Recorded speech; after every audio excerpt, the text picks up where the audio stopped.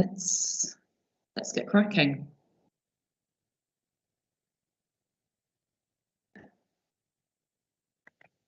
Okay, hello and welcome to the January meeting of Group Company Governance Committee. This is an online informal meeting due to the nature of COVID at the moment. I took a decision that we would do this as an online meeting, as anything we try to do in person, A, seems to be tricky because of COVID, or B, seems to end up getting moved online anyway at the moment because so many people end up coming down with COVID. So we've done it we're doing it informally online. That only matters if there are decisions to be taken in the meeting, other than ratifying a decision taken a couple of meetings ago. That shouldn't affect anything else on the agenda, so the rest should proceed as it would have were we not informal. We're being recorded for future and subsequent broadcast via the Council's YouTube channel, and members of the press public may take photographs except where there are confidential or exempt items, and indeed record bits of this meeting. First of all, is apologies. I know Mandeep is unwell. We send her our best wishes. Is anybody else sending apologies today?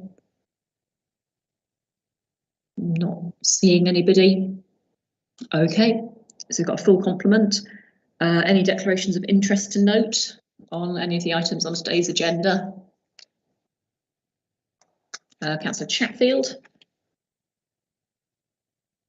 Yeah, thank you. Just on the items relating to the airport, I'm a board member, non-executive director at the airport. Lovely, noted. Not seeing any other hands. Okay, so we'll move on to the actual business, which begins with company update. Is that one over to Alison? Yeah, thank you, Councillor. So looking at the report in front of you today, I'm just scrolling down to the actual report. So this will provide members with an update on the changes that have been reported through Companies House or been made or that our finance and legal services have been made aware of with regard to our group companies since we last met. And members who are requested to note the contents on the public agenda and note that there is a private appendix which gives more detail on the companies and on areas that are of confidential nature to company performance. So looking at company changes over the last 2 months, we have just the one through Companies House on Arden Cross Limited that is relevant to the council. There have been other changes to some of our companies, but not that impact on us as a council. So this is just the change of some of the details of the City Council as a person with significant control in Arden Cross. That's just an update to Companies House. And the second one is with regard to Propco Limited, and members will recall that Propco has presented here in recent meetings.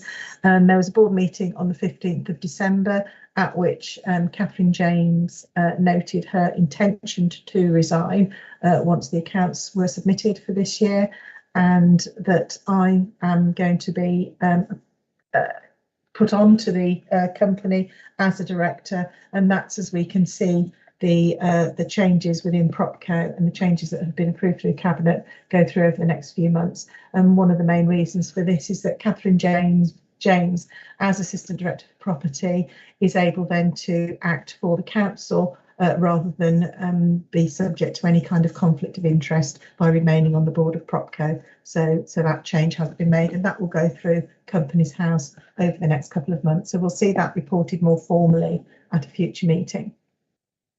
We then look at the annual accounts that have been submitted from our various group of companies, and there's quite a lot because many of them with a year end of 31st of March had a deadline of 31st of December to submit their accounts. You will see there are quite a number of them. So we have looked through all of the submissions made. We've checked them for going concern, for any notices of public concern, and that where applicable, they've had clean audit reports. So having been through them all, there is nothing here that we would wish to bring to your attention at this point. And then the final element on here on company performance is to remind you that whilst there is an appendix on the private agenda with commercially sensitive information, were we to be aware of any performance issues or company issues that would impact upon the council's revenue or capital budgets, then that would be reported in the normal monitoring reports that go through to Cabinet in the normal run of events. So members are asked to note the content of this report. Thank you. Does anybody have any queries or questions? Anything I'd like to mention on this? Not seeing anybody. Okay, so there are a number of them there, and I assume we will have a number coming through in the next couple of months in the run up to the 31st of March. Okay. In the absence of any comments, then we'll take that as noted and move on to training update, which I think is over to Connie.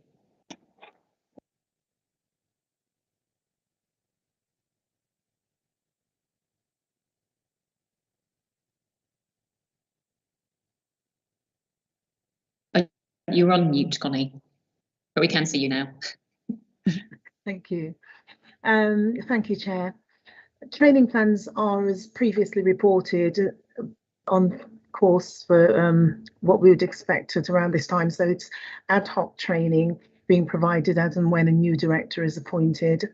However, we do have plans for 3 groups of specific training in progress, and those would cover the directors in the cultural sector, so the arts, the museums, the galleries, performance, Birmingham, those types of companies, and where there are often very specific types of conflict. For instance, hospitality can be an issue in that sector.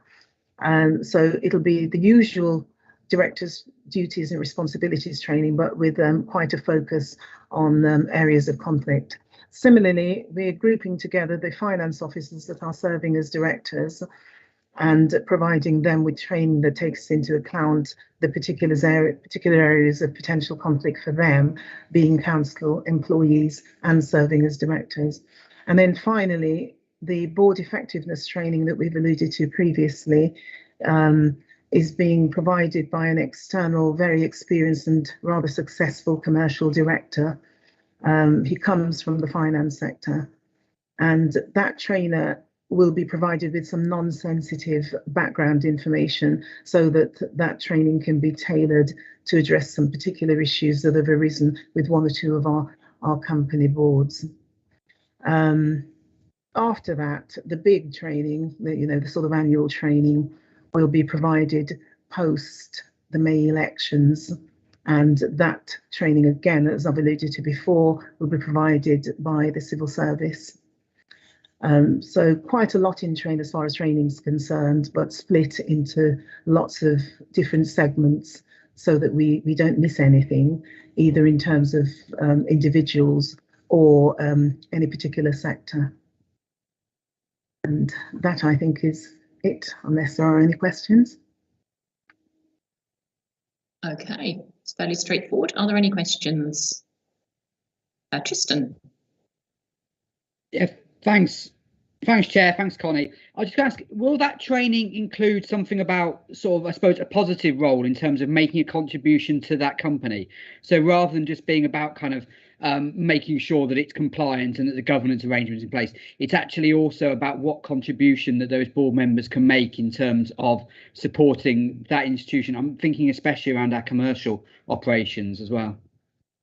It will, Councillor. For one thing, I've become really quite aware of when you're talking about roles and responsibilities and duties and so forth, it can actually appear like something that people shouldn't want to do.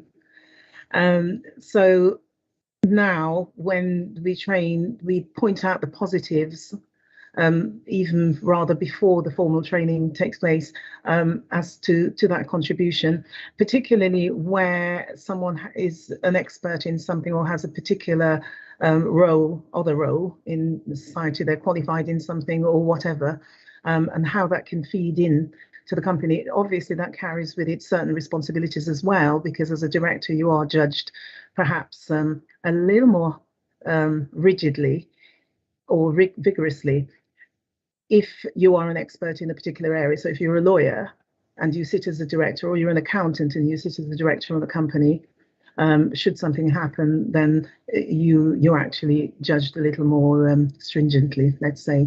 But nevertheless, you can turn that around, and we try to do that in training to show what a very positive impact an individual can make to a company, and what they can bring to it, what it can do for them in wider life, as much as just serving a role, you know. Yeah, that's really helpful. Thanks, Connie. That's an important point. Anybody else? No? You've answered it all, Connie. Thank you. Thank you. Right. We'll take that as noted then. So moving on to our main item of business. So our company this month is Birmingham Airport, one of our largest. We've got, I believe, Elaine Peach with us. We've got an update on the public agenda, and then we'll move into private session to discuss things that may be commercially sensitive. So welcome, Elaine. Just see if there's anything you'd like to say on the public agenda before we move on to the private side of it. Thanks, Chair. The public report is as read, and most of the item really is for the private agenda. Thank you. That is fine. Okay, anyone got any questions at this point? The public side.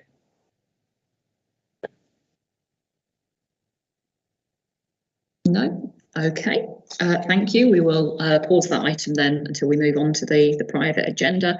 Let's finish off the public agenda items then, and then we can move into the private session. So we've got date and time of the next meeting, which is Thursday, 17th of March at 2 o'clock.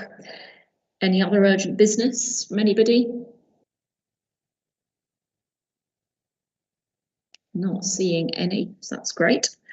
Okay, in that case, in view of the nature of the business to be transacted, which includes exempt information, I move that the public now be excluded from the meeting, although we are in an informal meeting, so I didn't actually need to say all of that. I've just realised. Anyway, we can move on now to the private bit of the meeting.